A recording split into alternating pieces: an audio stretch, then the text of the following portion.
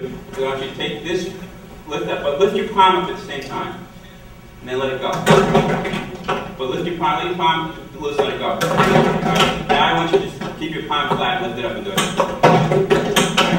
That's what connection is. See what happens when everything's loose in front of it, it doesn't stay connected. Also, that's a good example of elastic energy, storage energy. There's a study that I'll mention now that I was trying to mention, or not trying to, I didn't mention before. This was in the Journal of Applied Biomechanics. And what they did was they had subjects, guinea pigs, people. They had them in a sitting position doing a external to internal rotation throwing action. What they did was they were throwing a ball type object. I don't know if it was a handball or something that approximated a baseball. And what they did was they had them first go up to this position, and they had them do it fixed so that they didn't exceed a certain range of motion. So they had them do this, stop for 1 second, and throw, and measure the velocity.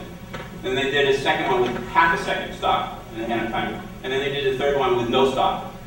The 1 second and 1/2 second were no different in velocity. The one with no pause was 25% faster. Okay?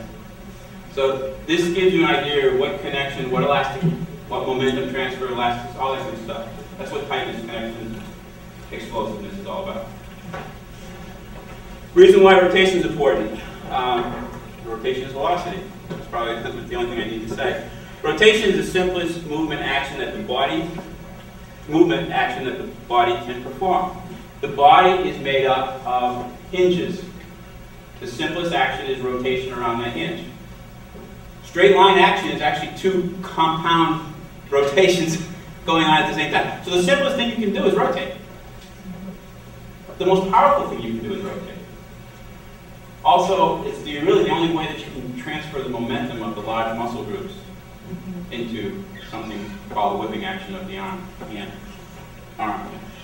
Multiple rotations combined to form a straight line. The body can create rotation in both medial plane and sagittal plane. I always get those mixed up, but is this the medial plane? No, that's a sagittal. That's sagittal. Which is this one? That's a sagittal. That's sagittal. And the medial, I meant to say transverse horizontal. Okay. Transverse from? Transverse is this way. Sagittal. Sagittal is that way, okay. The body can create rotation in both of those directions. You don't realize it. We always talk about the transverse horizontal, or is that the medial plane, right? Because that's what we talk about. But there's this going on too.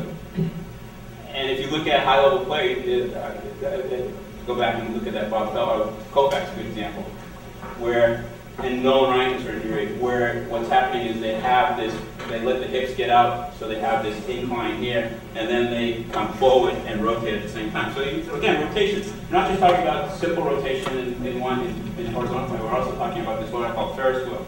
This is what I call merry-go-round, horizontal, and vertical is what I call Ferris wheel. That's what, if you look at most high-level pitches, they have that combination of both merry-go-round and Ferris wheel. There's some flatbed, which is this way, thrown in for good measure. Factors that limit and hinder or prevent rotation. Overemphasis on throwing strikes, especially you hear this over and over again.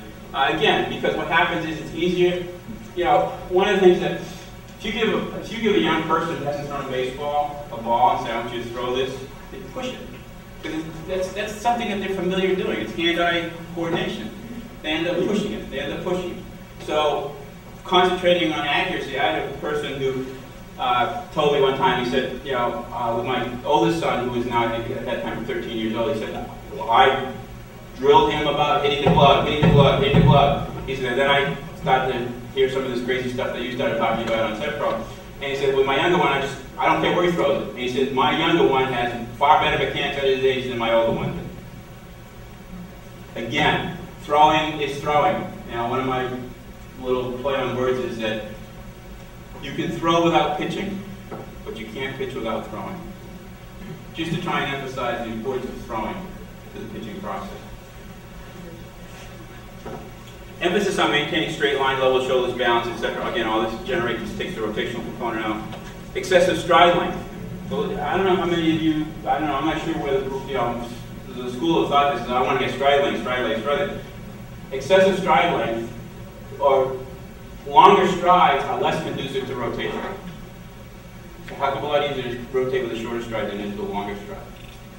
So stride length and pushing off the right.